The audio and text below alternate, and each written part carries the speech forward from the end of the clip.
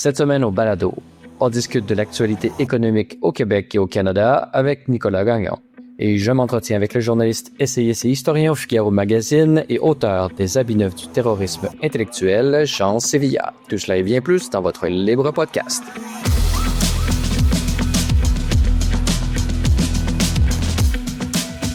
Bonjour à tous et à toutes et bienvenue au Libre Podcast, votre balado hebdomadaire entièrement consacré à l'analyse de l'actualité de la semaine, Libre Média. Je suis votre animateur Francis Denis en compagnie du directeur pour le Québec de la Fédération canadienne des contribuables, Nicolas Gagnon. Bonjour. Bonjour à vous.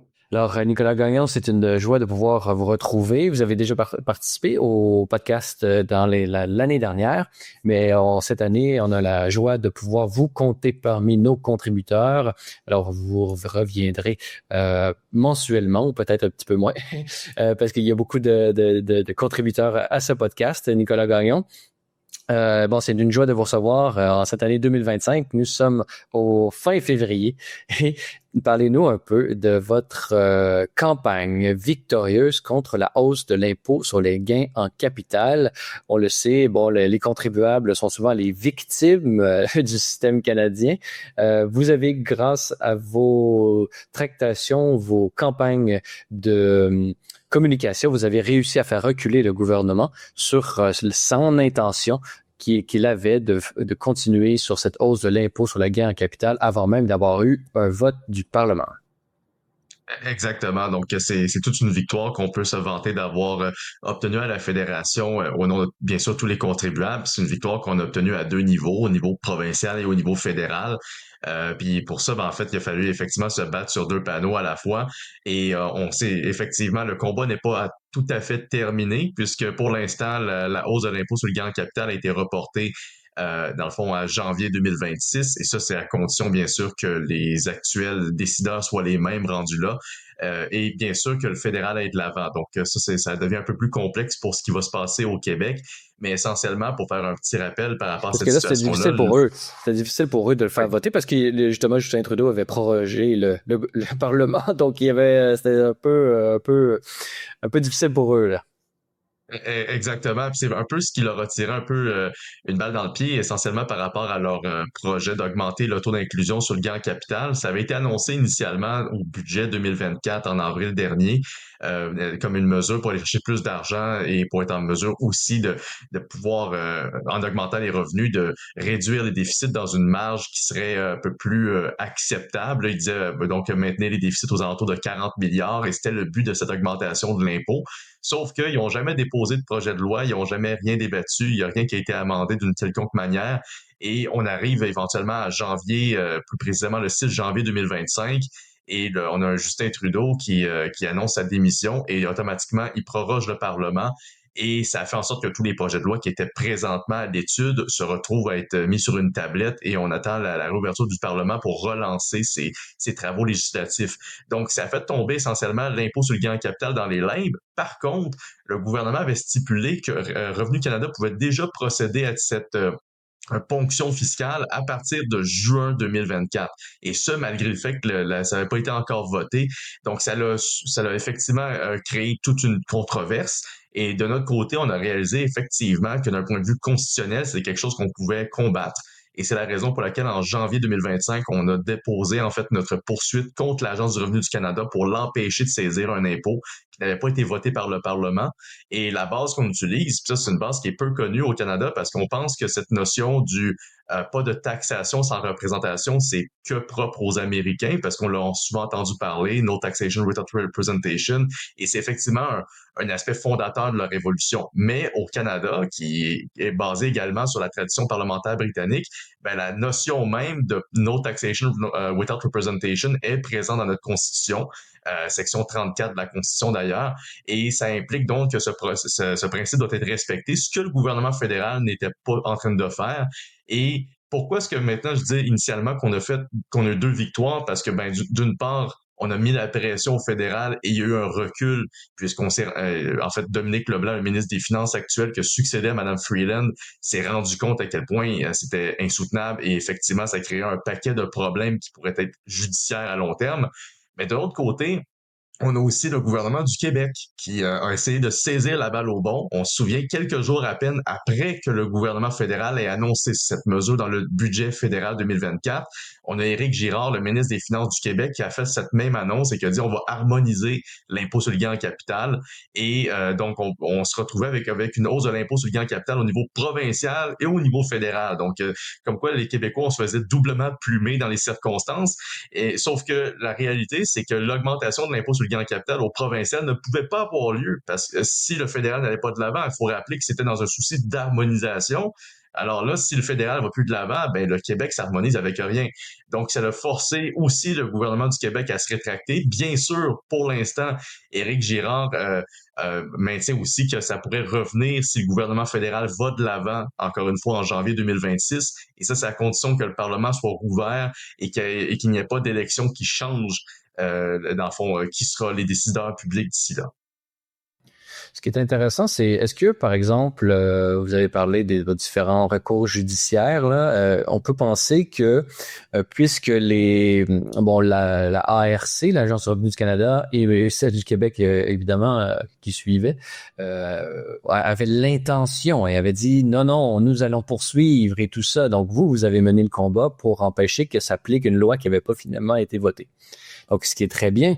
Mais disons, l'ARC était quand même assez rapide là pour mettre en place, disons, on peut penser que c'est assez compliqué là, de changer les règles d'imposition, tout ça. Il faut les inspecteurs, tous les rapports d'impôt de tout le monde doit se conformer aux lois votées par le Parlement.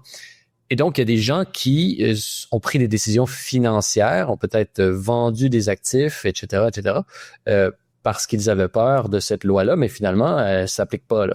Donc, est-ce qu'il peut y avoir éventuellement des gens qui ont été victimes de cette fausse nouvelle de l'application de cette hausse du gain en capital qui pourraient être dédommagés? Est-ce que, selon vous, il y a un bras juridique, là, il y a un levier juridique que certains pourraient mettre en avant pour contre le gouvernement et finalement être dédommagés pour des pertes qu'ils auraient subies suite à cette fausse représentation?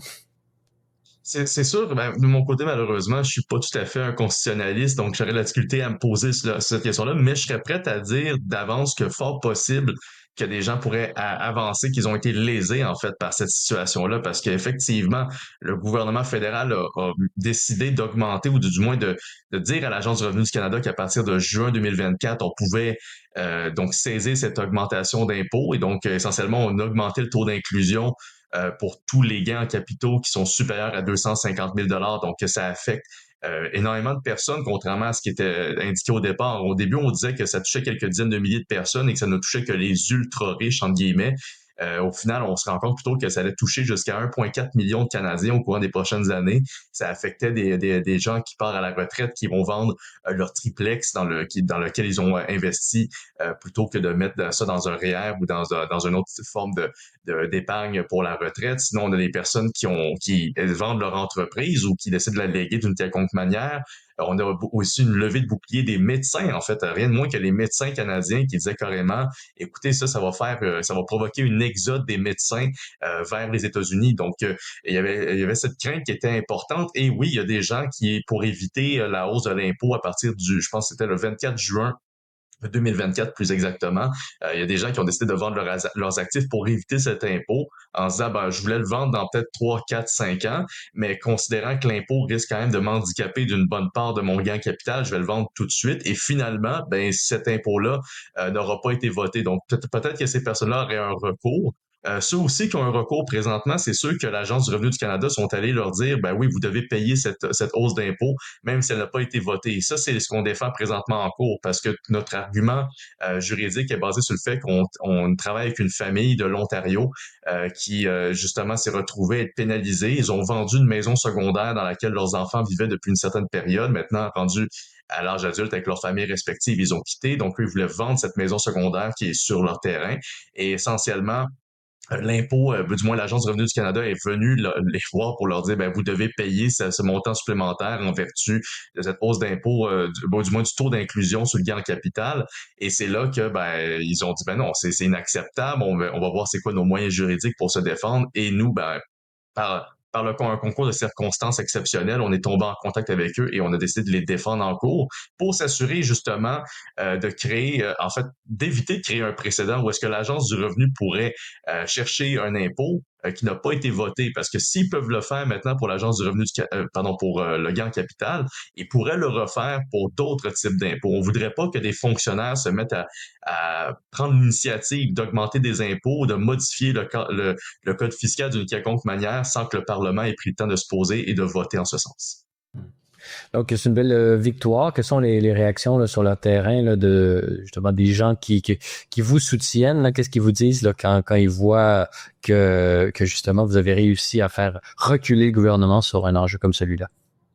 Oui, ben c'est une belle victoire, puis c'est en plus une victoire qu'on a au provincial comme au fédéral. Donc, il y a des gens de partout au Canada et au Québec qui sont doublement contents de cette victoire-là. Et ça nous fait toujours plaisir de voir qu'effectivement, on peut mener plusieurs combats. Parfois, on gagne.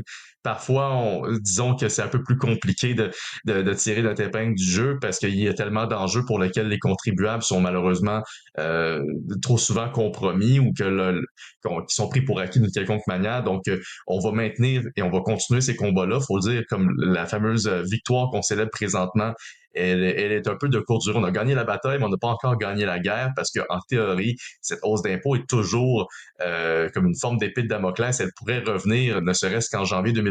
Et il y a beaucoup aussi de personnes qui ont pris le temps de de souligner en fait ce travail qu'on a accompli, ne serait-ce qu'à cause du contexte économique dans lequel on se retrouve, puisque cette hausse d'impôt sur le gain en capital affecte de manière non négligeable en fait la productivité de l'économie canadienne et on est sur le bord de rentrer possiblement dans une guerre commerciale avec notre plus important partenaire commercial, qui sont les États-Unis. Donc, clairement qu'une hausse d'impôts alors qu'au Sud, on prévoit l'inverse en plus. Donc, on a un gouvernement, une administration Trump qui parle d'offrir un cadre fiscal beaucoup plus intéressant, un cadre réglementaire beaucoup plus intéressant pour les entreprises. Donc, la crainte qu'il y ait un exode de capital dû à cette hausse de l'impôt sur le gain en capital était très légitime.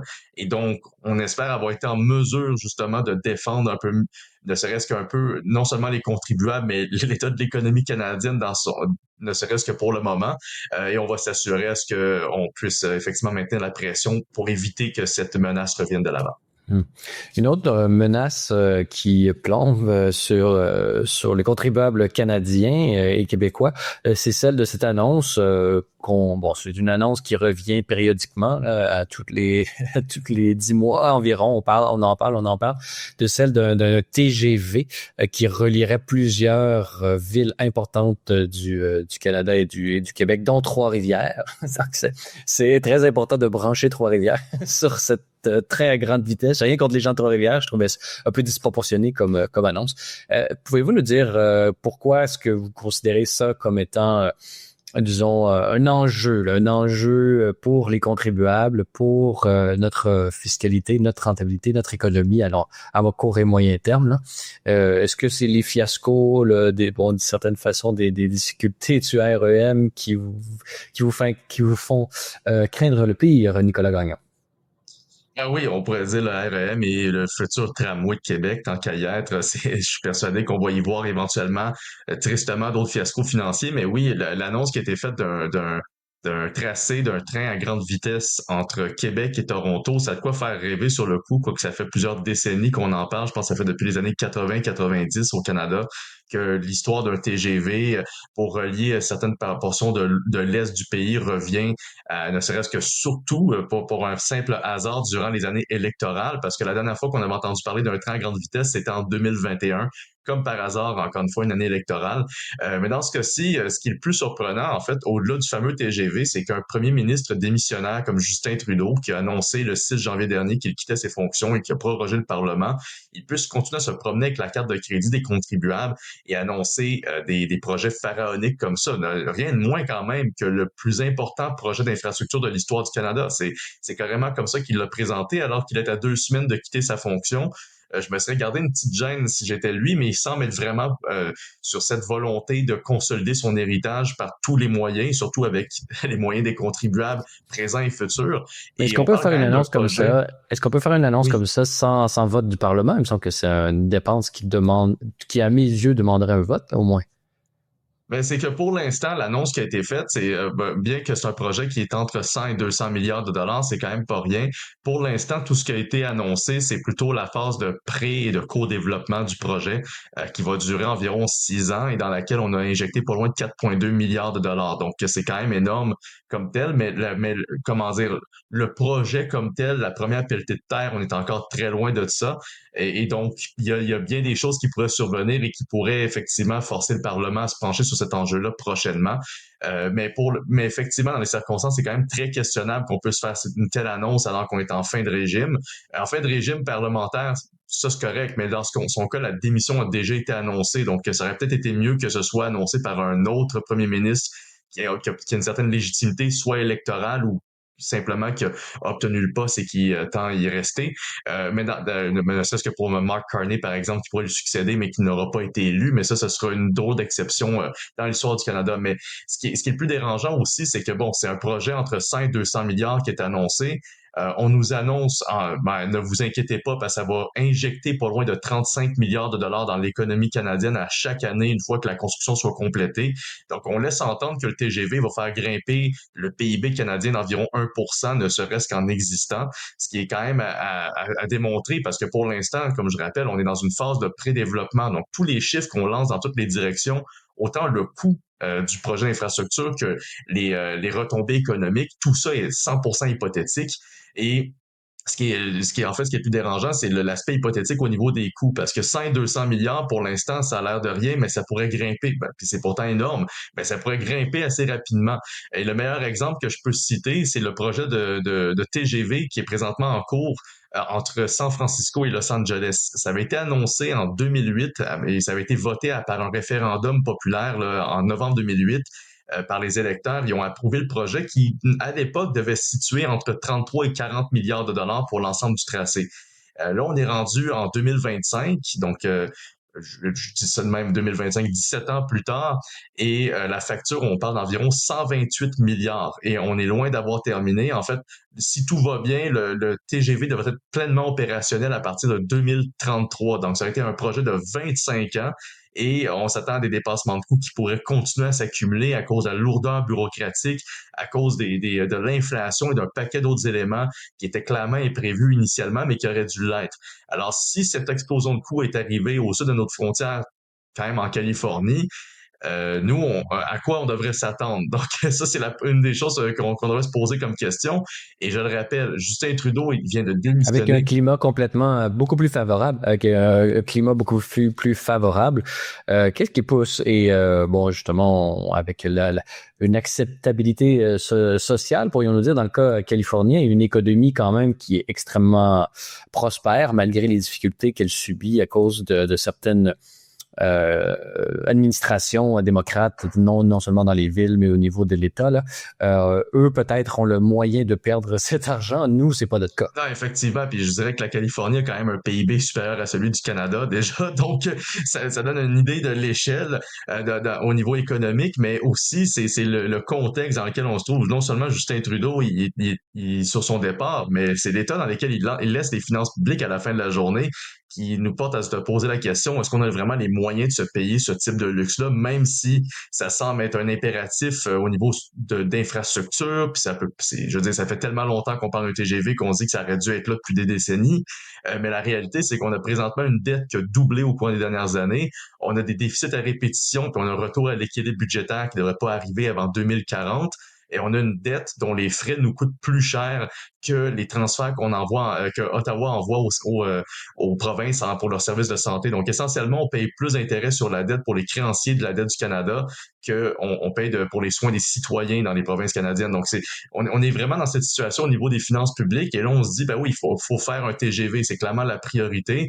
Et maintenant que, comme j'ai énuméré toutes ces possibilités au niveau des dépassements de coûts phénoménaux, ben oui, il y a des bonnes chances que ça arrive et que ça plombe davantage l'économie canadienne plutôt que ça l'encourage comme c'était présentement annoncé.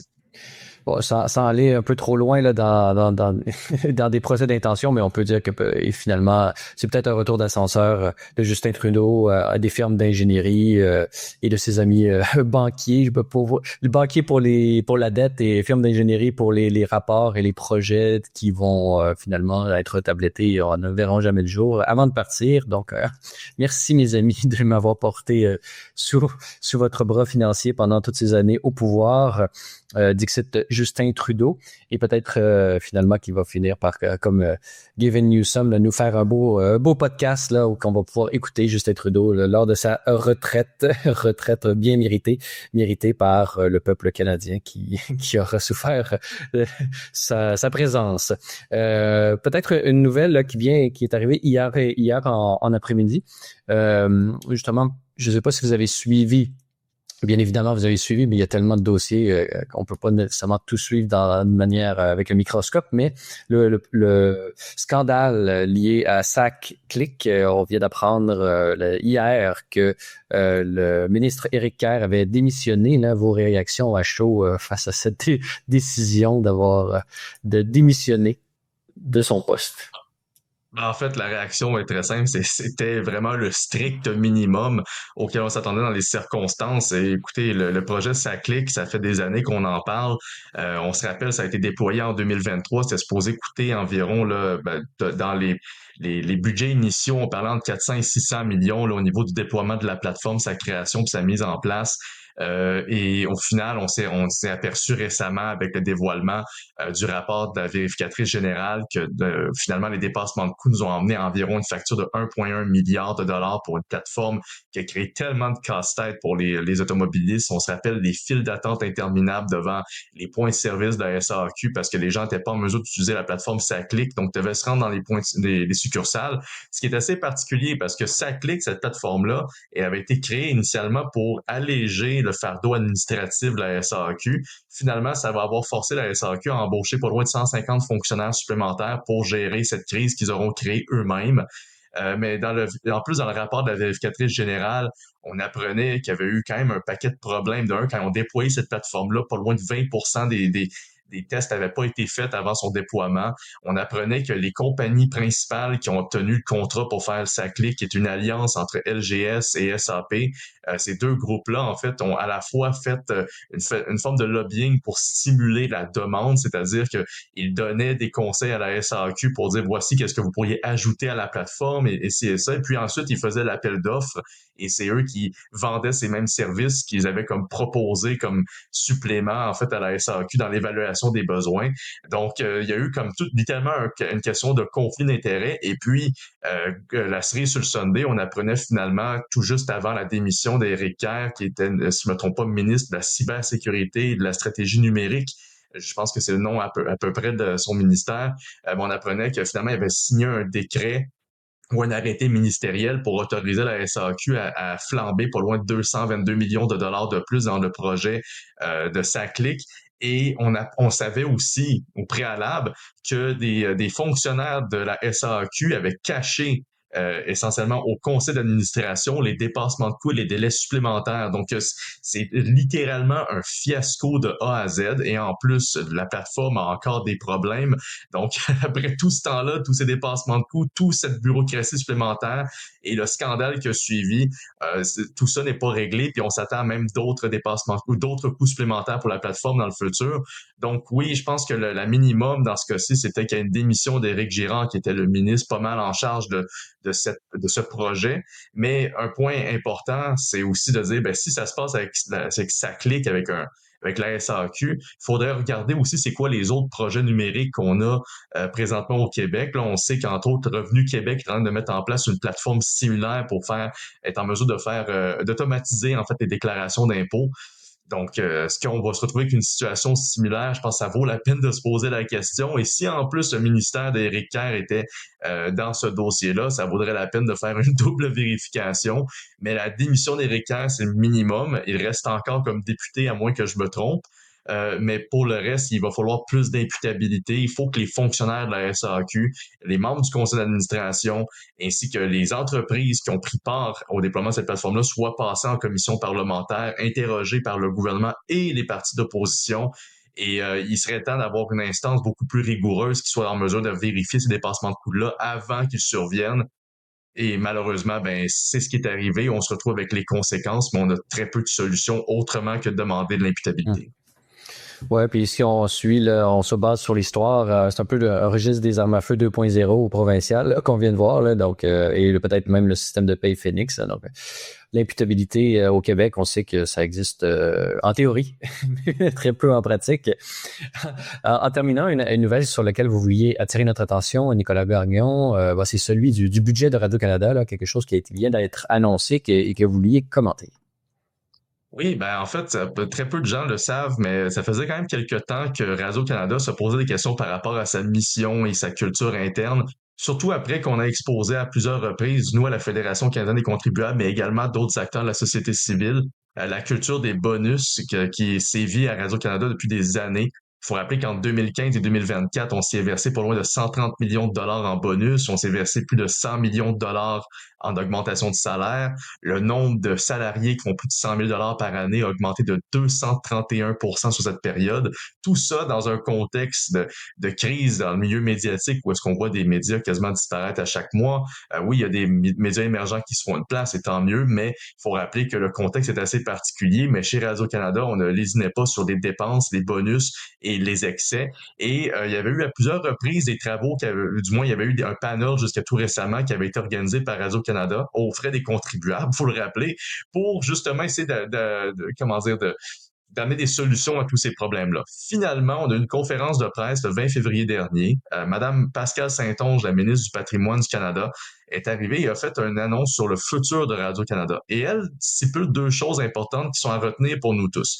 La première, c'est qu'elle veut augmenter le budget de Radio-Canada en fonction des mêmes cibles et des objectifs des autres pays du G7.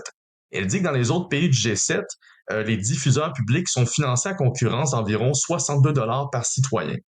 Donc, nous, si on prend ce calcul-là et on l'applique au Canada avec une population d'environ 41,5 millions d'habitants, ça nous amène environ à 2,5 milliards de dollars en financement. Or, Radio-Canada, présentement, est financé à concurrence de 1,4 milliard. Et ce, malgré le fait que les codes d'écoute, surtout dans le Canada anglais, pour la branche CBC, sont faméliques, sont constamment en pente descendante. Et d'un autre côté, ben, chez Radio-Canada, ben, du moins dans le milieu francophone, il y a quand même une autre offre qui fait en sorte qu'on se demande à quel point le financement est nécessaire à ce niveau-là. Donc, elle propose déjà, au lieu de s'attaquer à cette culture dépensière à l'interne, à tous les problèmes que j'ai énumérés au préalable, au lieu de s'attaquer à ces pratiques-là, elle va plutôt essayer de donner plus de financement. Donc, finalement, c'est pas juste de glisser les problèmes sous le tapis, c'est littéralement de rajouter des problèmes par-dessus le tapis et carrément s'en foutre. Mais par-dessus le marché, elle veut retirer, et ça c'est un point important, elle veut retirer Radio-Canada du rapport budgétaire, puisqu'à chaque année, le financement de Radio-Canada est déterminé en fonction des orientations du gouvernement dans les budgets. Là, elle veut que ce soit plutôt inscrit dans les crédits statutaires. Donc, Radio-Canada deviendrait donc une forme de branche du gouvernement qui serait de manière permanente financée et qui soit soumis à quasiment moins de reddition de comptes à ce niveau-là, et en plus ne puisse plus vraiment être touché par le politique. Ça serait un peu comme le protéger à travers la loi, et c'est dans une certaine mesure une façon pour le gouvernement Trudeau, si on peut l'appeler encore comme ça, de couper l'herbe sous le pied d'un aspirant gouvernement de Pierre Poilievre qui veut définancer Radio-Canada en partie, ne serait-ce que pour la branche anglophone. Mais de l'autre côté, ça démontre que présentement, malgré tous les problèmes qu'on connaît au niveau des finances du Canada, l'état de l'économie et tous les problèmes, les fiascos financiers qu'on a accumulés, le gouvernement, plutôt que d'adresser les problèmes et les multiples scandales dans ses propres institutions, préfère doubler la mise, mettre encore plus d'argent des contribuables dans un diffuseur public qui bat de l'aile, surtout dans le Canada anglais, mais je dirais que dans l'ensemble, y a pas vraiment de raison de doubler ou d'augmenter drastiquement les budgets de cette institution-là. Donc, on amène essentiellement là, cette nouvelle à la population pour les informer qu'effectivement, je pense qu'ils ont plus intérêt à ce que leur argent serve directement à leur intérêt ou leur soit remis directement dans leur poche plutôt qu'ils finissent en bonus supplémentaires dans les poches des cadres de Radio-Canada. Ouais, d'une certaine façon, ce qu'on a l'impression, c'est que plus le château de cartes est ébranlé, plus ils tentent de le solidifier en constitutionnalisant un peu leur pratique, là, en les figeant dans le béton et de ce fait, en enlevant au pouvoir démocratique d'éventuellement faire des changements, parce que, attention, des changements, ça fait peur. changer les structures, s'adapter, c'est la chose à surtout ne pas faire. Surtout quand c'est ses propres intérêts. Là, on comprend un peu la logique qu'il y a derrière ça, Nicolas Gagnon. Alors, c'était vraiment une joie de pouvoir discuter avec vous aujourd'hui dans ce podcast du 28 février, ce mois le plus court de l'année. Mais c'est pas parce qu'il était plus court qu'il y a eu moins d'actualité économique, et c'est ce qu'on a pu voir ensemble. Alors, je rappelle à nos auditeurs qui voudraient en apprendre davantage sur votre Fédération canadienne des contribuables, Nicolas Gagnon, dont vous êtes le directeur pour le Québec. Vous pouvez aller visiter ce site web sur contribuable.ca, contribuable au pluriel. Alors, Nicolas Gagnon, merci beaucoup d'avoir été avec nous. Ça fait plaisir. Merci à vous. Et dans cette deuxième partie du podcast de cette semaine, j'ai la joie d'être en compagnie de l'historien Jean Sévilla. Jean Sévilla, bonjour. Bonjour. Jean Sévilla, vous êtes journaliste, essayiste et historien. Vous êtes travaillé au Figaro Magazine, là, où vous travaillez depuis 1981, où vous êtes aussi et principalement chroniqueur en histoire.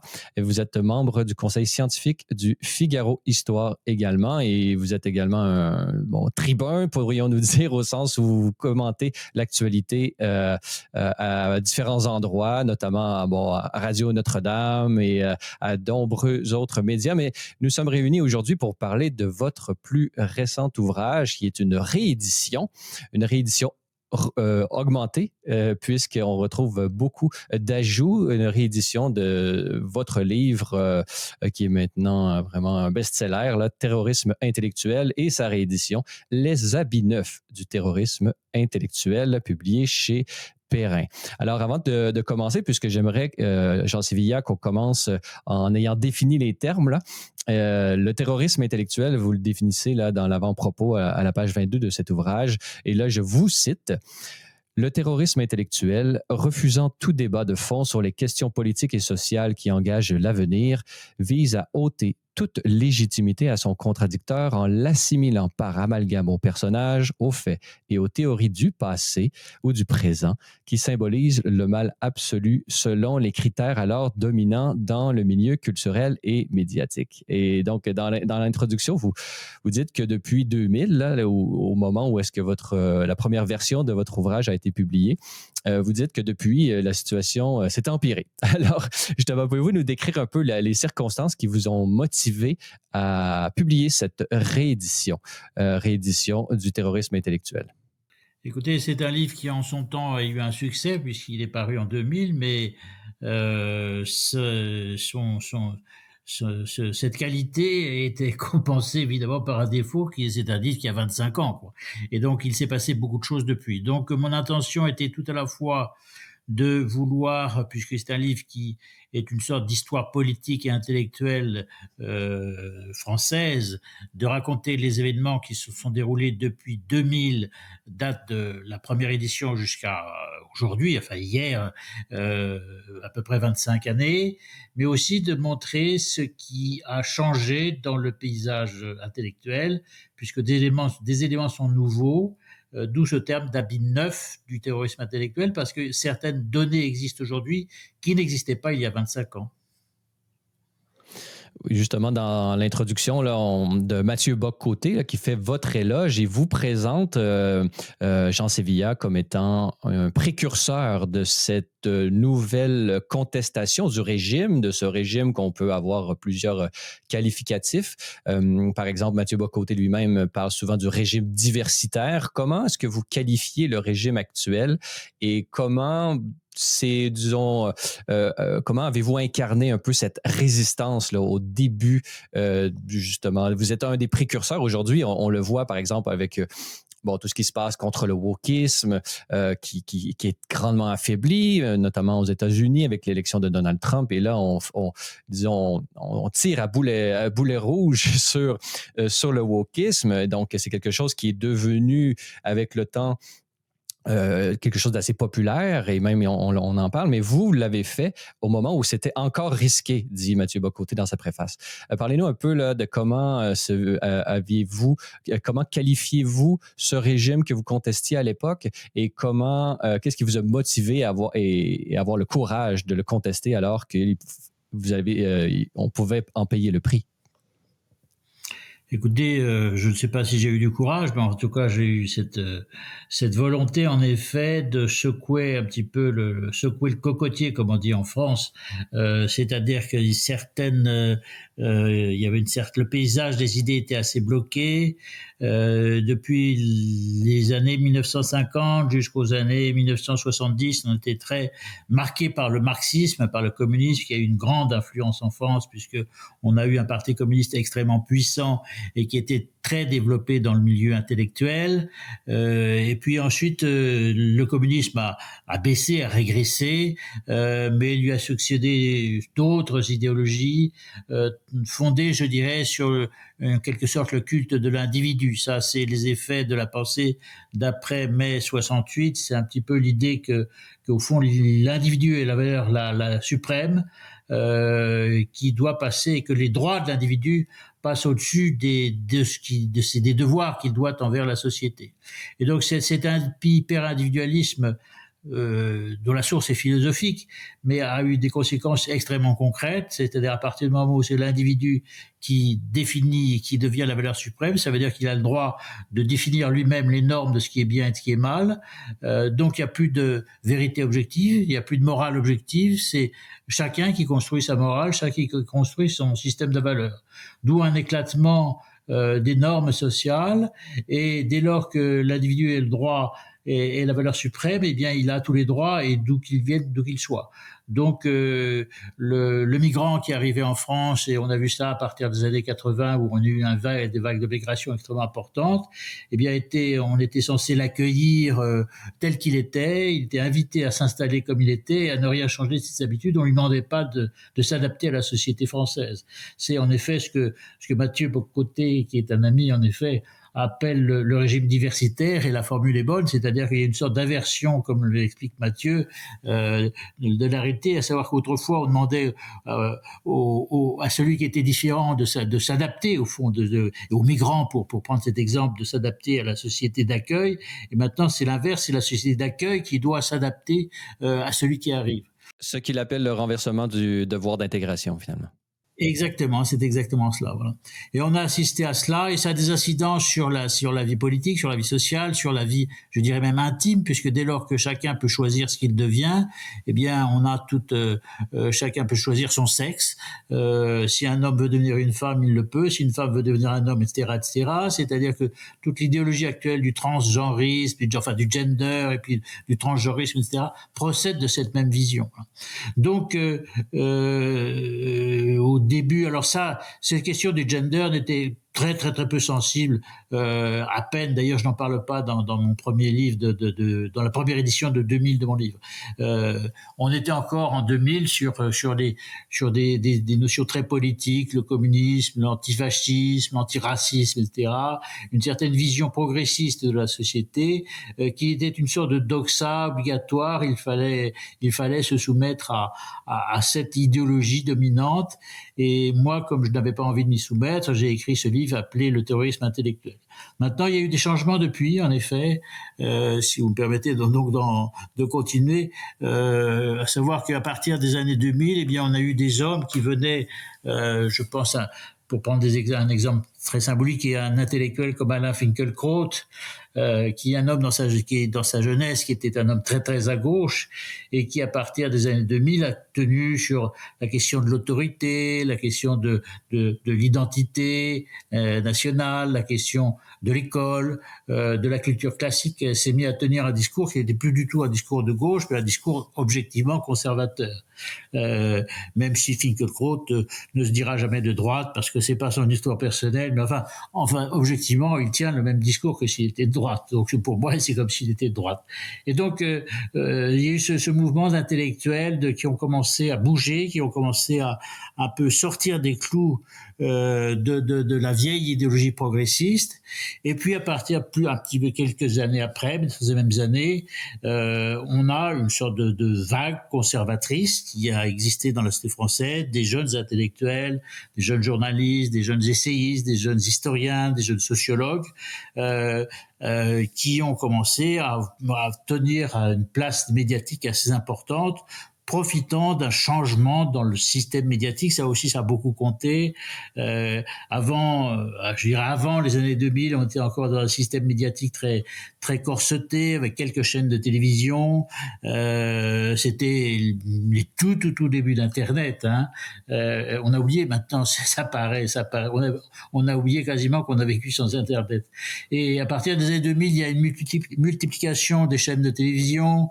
Il y a des multiplications des blogs, des sites de web, etc., les web télé, les web radios, enfin, un éclatement du paysage médiatique qui a permis à un public, je dirais, les milieux conservateurs se sont peu engouffrés dans cette nouveauté technologique et en ont profité pour créer leurs propres médias qui donnaient donc une parole alternative qui au fond était assez nouvelle dans l'espace public français, parce que le monde médiatique français au départ était très à gauche, très progressiste. Voilà. Donc cette nouveauté-là a changé la donne, et il fallait que je raconte là, c'est ce que je raconte dans les habits neufs du terrorisme intellectuel. Donc, parmi disons, les positions qui se sont radicalisées, vous nommez la culture de l'excuse, ce qu'on appelle désormais la culture de l'annulation, la cancellation, l'encouragement au communautarisme, etc., etc. Donc, on n'aura pas le temps d'approfondir ensemble tous les thèmes que vous approfondissez dans votre livre, Jean Sévilla. Mais parlez-nous justement de cette culture, peut-être de l'annulation, qui est un des moyens utilisés par cette culture du terrorisme intellectuelle. Comment se déploie-t-elle en France, cette culture de l'annulation? Alors, elle nous est arrivée sous plusieurs influences. Tout d'abord, on a à partir du début des années 2000, toute une vague de mise en cause de l'histoire coloniale de la France. Bon, la France a été une puissance coloniale, elle l'a été il y a longtemps, au XVIe, XVIIe, XVIIIe siècle, et c'est de là que naîtra la présence francophone en Amérique. Mais elle a été aussi au 19e et 20e siècle en Afrique, en Asie. Et donc il y a toute une mise en cause de cette histoire coloniale sous un angle très radical, et qui, au fond, demande à la France et aux Français de s'excuser, de faire repentance pour avoir été une nation colonisatrice qui aurait exploité les peuples d'outre-mer, pour aller vite, les peuples africains, les peuples asiatiques, etc., etc. Alors, j'ai pas le temps de développer tout ça. Il y a beaucoup de travaux d'historiens sur cette question. Il y a des historiens qui montrent très bien qu'en fait, la colonisation a plus coûté à la France qu'elle lui a rapporté, je parle financièrement, et s'il y a évidemment des pages qui ne sont pas brillantes dans l'histoire coloniale française, il y a aussi des pages brillantes dont la France n'a pas à rougir, une œuvre sanitaire notamment. Dans ces colonies, la France a chassé des maladies, des épidémies qui étaient endémiques et qu'elle a chassées. Il y a une œuvre sociale, une œuvre scolaire. La France a chassé l'esclavage qui existait dans certains pays. Enfin, il y a aussi un versant très positif de l'histoire coloniale française dont il ne faut pas rougir. Maintenant, ce temps-là est passé, les pays sont devenus indépendants et c'est très bien comme ça aussi. Mais enfin, je ne vois pas pourquoi, personnellement, la France devrait s'excuser toujours de cette histoire. Alors, je dis ça, je ne m'éloigne pas de votre question. En fait, ça a beaucoup compté. Donc, dans l'expression cancel culture, évidemment, vient des États-Unis, qui était fondée sur cette idée que il fallait éradiquer toute trace de l'histoire de l'esclavagisme, etc., qui est l'histoire propre aux États-Unis. Mais on a un petit peu un phénomène assez semblable qui est arrivé en France. donc de mise en cause de tout ce qui était notre histoire du point de vue de la colonisation, du point de vue de l'esclavage, et donc il revenait en quelque sorte au fond relire le passé de la France uniquement sous cet angle-là, et qui aboutissait au fond à ne mettre que traiter du passé que pour accuser le passé. Voilà. Et donc, eh bien, on effaçait les grands hommes. Il n'y avait plus de grands hommes. Il y avait au fond que des criminels, soit en puissance, soit en réalité. Voilà, cette mise en cause. Et c'est ainsi, par exemple, que un grand ministre ça c'est à l'époque des rois, évidemment, de la monarchie, qui était Colbert, qui est un très grand ministre dans l'histoire de France, qui a été un homme qui a beaucoup fait pour l'œuvre économique, la puissance économique et la puissance militaire, la puissance maritime de la France en son temps. Il n'est plus vu que parce qu'il a signé un jour un texte qui organisait, qui définissait les droits des esclaves dans les îles outre-mer. Voilà. Alors, évidemment, mais il faut pas juger du passé en fonction des mentalités d'aujourd'hui. Il est évident que l'esclavage est une chose abominable. Le XVIIe siècle ne le pensait pas. C'est comme ça. Nos ancêtres avaient peut-être tort, mais je vois pas pourquoi on devrait, je dirais, en permanence se flageller parce que l'esclavage existait autrefois. Mais aujourd'hui aussi, dans la question de l'esclavage, on oublie souvent que d'abord l'esclavage existe encore aujourd'hui. On peut penser à l'esclavage des enfants, absolument. À la traite de trafic humain et tout ça. Et on oublie souvent que c'est un système universel et les premiers à l'avoir considéré comme inhumain, ce sont les pays dits coloniaux qu'on accuse aujourd'hui. Exactement. Donc, il y a véritablement une inversion aujourd'hui, c'est-à-dire on s'empêche de voir l'histoire telle qu'elle s'est déployée. Voilà. Et on oublie de dire, parce que c'est un moyen de mettre en cause, de culpabiliser l'Occident, que l'esclavage existait dans les pays d'islam, et d'une certaine manière, de manière déguisée, existe encore dans certains pays musulmans. Donc, mais ça, on le passe sous silence. Voilà. Donc, cette culture de l'effacement, eh bien, ça consiste au fond, à réécrire notre passé, à effacer ses grandeurs à l'éther pour ne brandir que des pages noires de façon à nous donner honte de notre propre histoire, de notre propre passé. Or, on ne peut pas vivre en se haïssant soi-même. C'est donc c'est quelque chose contre il faut lutter. Alors évidemment, il faut faire la part des choses. Moi, je suis comme historien, et je ne cherche pas du tout à non plus embellir le passé. Il faut dire la vérité, il faut dire les pages sombres du passé, mais il faut aussi dire les pages lumineuses du passé parce qu'il en a toujours eu.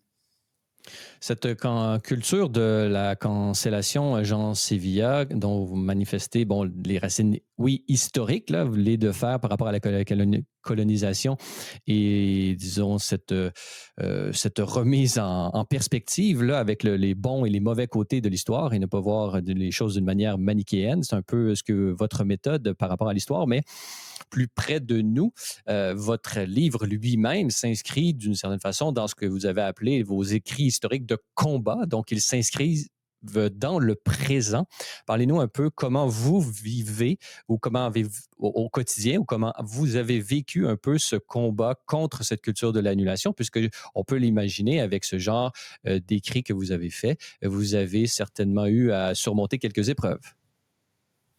Alors, écoutez, je dois dire que la vérité m'oblige à dire que je n'ai pas subi trop d'épreuves personnellement moi-même, parce qu'il se trouve que j'ai toute ma carrière de journaliste s'est déroulée dans le groupe du Figaro, qui est un grand journal français, et je dois dire que j'ai toujours été bien défendu par ma rédaction, le Figaro n'a pas fait de mes livres ou de ma pensée sa ligne éditoriale, je l'ai d'ailleurs jamais demandé, mais le Figaro a toujours considéré que j'étais une voix légitime au Figaro, et donc j'ai jamais été ennuyé par ma direction. On m'a laissé écrire ce que je voulais, m'exprimer comme je voulais. Donc, de ce point de vue-là, j'ai pas eu de problème, et de même que la plupart de mes livres sont publiés aux éditions Perrin, qui est un meilleur premier éditeur d'histoire en France, et mon éditeur m'a toujours soutenu. Mon éditeur publie aussi des hommes de gauche, il a publié l'ancien président de la République François Hollande a sorti un livre chez Perrin il y a quelques semaines, donc mais Perrin considère que je suis une voix légitime, donc voilà. Donc personnellement, je réponds à votre question, personnellement, j'ai eu la chance de jamais être persécuté, on va dire, ou poursuivi pour mes propres écrits, ma propre pensée. Maintenant, je raconte dans mon livre, connais beaucoup d'amis ou de confrères journalistes qui eux ont eu des grands ennuis parce que bien ils n'ont pas été soutenus par leur hiérarchie quand ils affirmaient quelque chose qui allait à l'encontre du politiquement correct. Voilà. Donc tout à l'heure, je me permets de vous reprendre parce que tout à l'heure vous avez dit les conservateurs sont majoritaires aujourd'hui. Non, ils ont une présence dans le monde médiatique, ils ont une expression médiatique. Mais sur les nouvelles, juste pour précision, ils sont majoritaires dans les nouveaux médias, dans ce nouvel univers. Vous savez, il existe aussi des radios de gauche, il existe aussi des sites web de très à gauche et parfois très très très à gauche. Vous savez, c'est un paysage très éclaté, c'est un peu compliqué. Voilà. Et puis il faut pas oublier que tout l'audiovisuel public en France est très majoritairement à gauche. Enfin, les journalistes de télévision, de la télévision publique, de la télévision d'État, sont tous très majoritairement à gauche. Donc, je suis pas sûr que les conservateurs soient majoritaires. Ils ont une place, ça, je m'en réjouis. Mais ça, il y a des choses qui sont acquises de ce point de vue-là. Majoritaire, je ne sais pas. C'est surtout, je disais, majoritaire dans un contexte plus global, là, notamment aux États-Unis et tout ça. Cela s'expliquant par le fait que s'expliquant par le fait que la gauche ayant, disons, toute la place presque dans les grands médias, les médias mainstream, les médias traditionnels. Les conservateurs ont investi les nouveaux médias, d'où leur avance, pourrions au moins peut-être s'entendre là-dessus, dans les nouveaux médias, mais peut-être qu'en France, c'est encore différent. Dans votre livre, Jean Sévillat, justement, Les habits neufs du terrorisme intellectuel, publié chez Perrin, réédition 25 ans après la parution de Terrorisme intellectuel. Jean Sévillat, il y a un thème qui revient un peu souvent comme matrice explicative de l'ensemble des phénomènes que vous décrivez, c'est cette tendance de ceux qui terroriser ceux qui ne pensent pas comme eux. Ils le font au nom du bien. Ils s'associent au camp du bien, à l'utopisme. Parlez-nous un peu comment l'utopisme et cette prétention à la pureté morale est une source de cette légitimation et des actes justement terroristes, de terrorisme intellectuel qui est fait contre ceux qui ne pensent pas comme eux. Jean Sévillat. Alors moi je pense qu'il y a un héritage historique lointain en France, mais dont on ne parle pas trop parce que ça n'est pas politiquement correct, mais je crois qu'il y a quelque chose qui nous vient de la Révolution française. La Révolution française, c'est d'abord la première phase, c'est 1789, les droits de l'homme, etc., la démocratie, je veux bien, mais ensuite ça a débouché en 1793 sur la terreur qui a été un régime de terreur menée, c'est-à-dire la dictature d'une minorité, d'une extrême minorité, et qui a fait régner sa dictature par le sang, puisque c'était le règne de l'échafaud. On envoyait les récalcitrants au nouveau régime à la guillotine, on leur coupait la tête, etc. Des flots de sang qui ont coulé. Et donc il y a cette idée-là qui est restée souvent présente à gauche, cette idée au fond qui allait pure. Ceux qui sont dans le bien, dans le camp du bien, face à ceux qui sont dans le camp du mal. Cette idée au fond qu'il y aurait des bons citoyens, ceux qui ont les bonnes idées, les idées du progrès, les idées progressistes, et qui s'opposeraient à tous les autres, qui seraient des réactionnaires, des fascistes, etc. Et donc il y a cette idée-là est très très assez profondément ancrée dans l'univers culturel français, au fond, qui considère qu'au fond il est légitime et bien d'être révolutionnaire, d'être de gauche, et si on est conservateur de droite, on doit au minimum s'excuser ou alors courber la tête. Il y a cette idée donc qui aboutit en effet à un système de censure, d'exclusion de ceux qui ne pensent pas bien, de ceux qui sont classés objectivement dans le camp du mal, alors qu'objectivement ils ne sont pas le camp du mal, mais enfin c'est un système d'amalgame, de mensonges, de manipulation des esprits qui est un système très dangereux, faux d'abord et puis c'est un système très dangereux pour la paix civile parce que ça consiste au fond à exclure une partie de la population, voire une majorité de la population, parce que ça ne recouvre pas simplement, ça dépasse le clivage entre la gauche et la droite. Par exemple, il y a des sujets comme si on pose pose des questions sur l'immigration, par exemple, si on demande, en France, on fait des sondages, pensez-vous qu'il y a trop d'immigrés en France? Il y a la majorité écrasante pense à 70% que oui, mais on a aussi la majorité, elle est peut-être moins forte, mais chez les électeurs de gauche, les électeurs socialistes, plus de 50% pensent qu'il y a trop d'immigrés en France. Voilà. Mais il y a là un petit milieu intellectuel jugeant que l'immigration est en soi un phénomène nécessaire parce que ça apporte du brassage, du métissage des cultures, etc. Donc récuse toute idée, des diabolistes, stigmatise toute idée de vouloir réguler l'immigration. Voilà. Donc on a toujours ce phénomène, voilà, d'une sorte d'une minorité qui exerce une dictature en mentant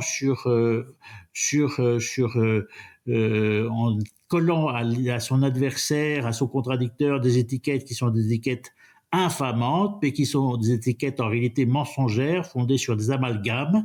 Et c'est ce que les hommes qui ont une pensée libre, eh bien, essayent de secouer cette dictature-là. Vous venez de, Jean Sévilla, de parler des origines un peu historiques ou disons les premières manifestations, mais là on pourrait remonter encore plus loin, on pourrait remonter depuis la nuit des temps, là, même au millénarisme et même aux zélotes juifs de l'Ancien Testament, donc cette volonté de créer un peu le paradis sur Bien terre, sûr. cette utopie. Joseph Ratzinger disait, dans le bon vieux temps, comme on dit, il disait que la recherche de l'absolu dans l'histoire est l'ennemi du bien qui s'y trouve. Donc, d'une certaine façon, cette pureté morale qu'ont ceux qui considèrent, disons, leur point de vue comme étant un absolu, ils vont se sentir légitimés justement de persécuter ceux qui ne pensent pas comme eux, étant l'incarnation du mal. Parlez-nous un peu de votre perspective au niveau psychologique ou peut-être même psychique. Qu'est-ce qui permet à une personne de considérer son point de vue comme étant un absolu historique qui finalement souvent finit par être contre-productif et contre le bien qui s'y trouve, comme disait Joseph Ratzinger. N'y a-t-il pas, selon vous, Jean Sévilla, peut-être un transfert de religiosité, c'est-à-dire que dans un monde sécularisé où les gens ne croient plus ou n'ont plus de référents transcendants avec un Dieu externe à l'histoire, mais qui est toujours en lien avec elle, est-ce qu'il y a peut-être un transfert de ce besoin d'absolu de Dieu vers l'histoire et vers, disons, le bien qu'on se donne à chaque époque? Eh bien, écoutez, je pense que vous avez totalement raison. Nous sommes bien d'accord. En effet, les idéologies séculières, et on a vu ça avec le communisme, on a vu ça avec le nazisme, on voit ça aujourd'hui avec le wokisme, etc., sont des pensées totalisantes qui croient détenir l'ensemble de la vérité sur l'homme et sur l'organisation de la société humaine et qui de fait aboutissent à exclure l'autre. Et cette idée d'une pureté, cette idée d'un monde idéal, et cette idée correspond à une volonté au fond de créer un homme nouveau, mais pas l'homme nouveau de l'Évangile, un homme nouveau au fond qui est cette idée qu'il y aurait une pureté à laquelle il faudrait rechercher, en épurant d'ailleurs la société, parce qu'à ce moment-là, un pur va toujours trouver quelqu'un qui est moins pur, et les purs et purs, les moins purs, etc. C'est pas toute révolution finit comme ça, où la révolution dévore toujours ses enfants. Voilà. Et donc c'est un système, la parole du cardinal Ratzinger que vous citiez à l'instant est extrêmement profonde, c'est évident. C'est un système au fond où l'homme se fait lui-même Dieu, se fait démiurge, il veut créer un monde, mais qui est une singerie, parce que l'homme ne peut pas créer, il enfante éventuellement, mais il ne crée pas un nouveau monde.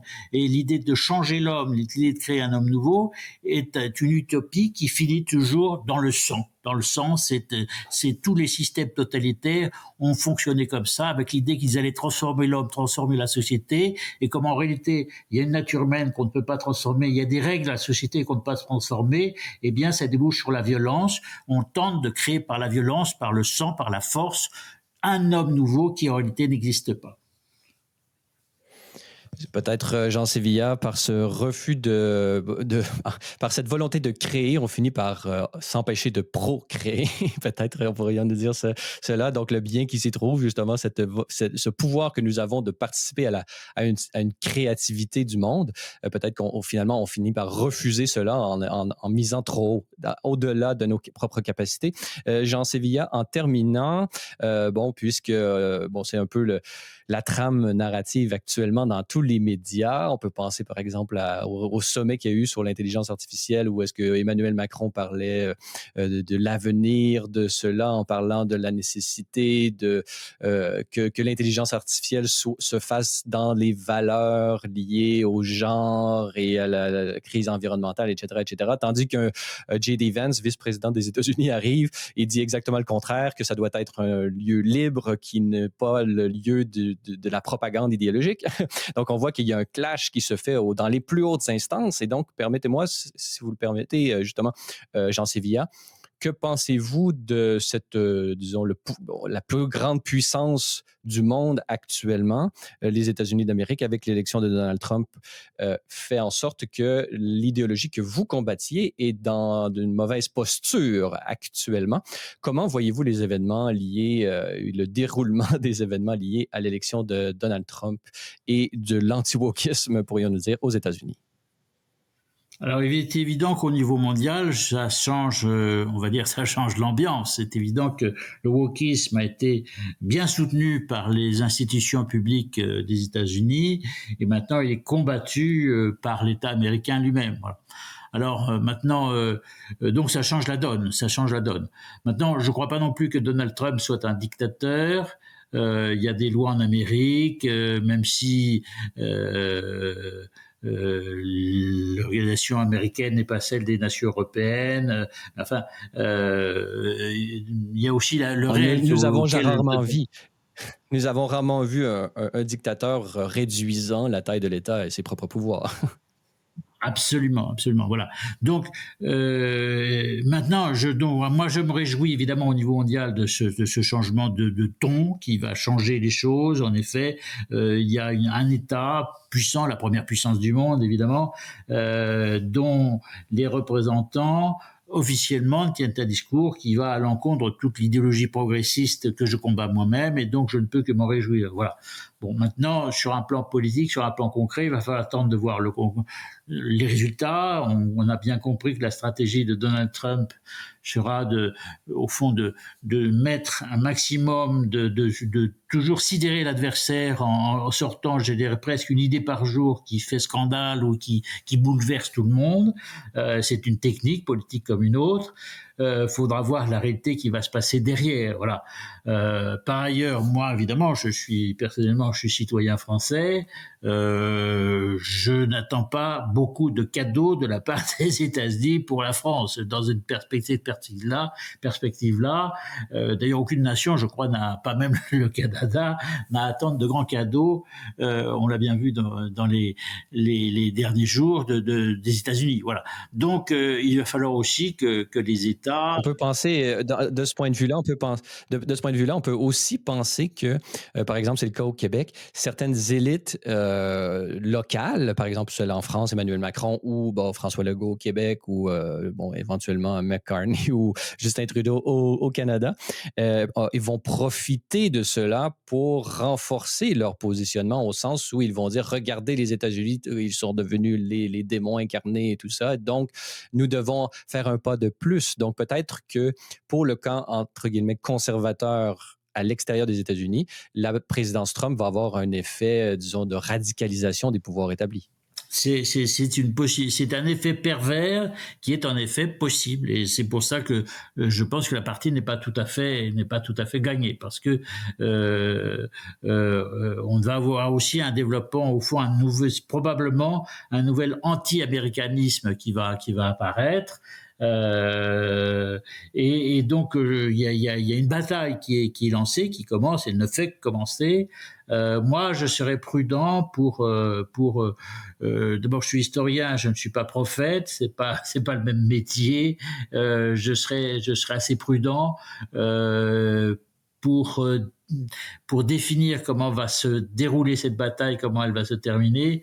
Je pense qu'il faut rester prudent. Maintenant, encore une fois, quand le président américain ou son vice-président tient des propos contre le wokisme, personnellement, évidemment, ça me réjouit.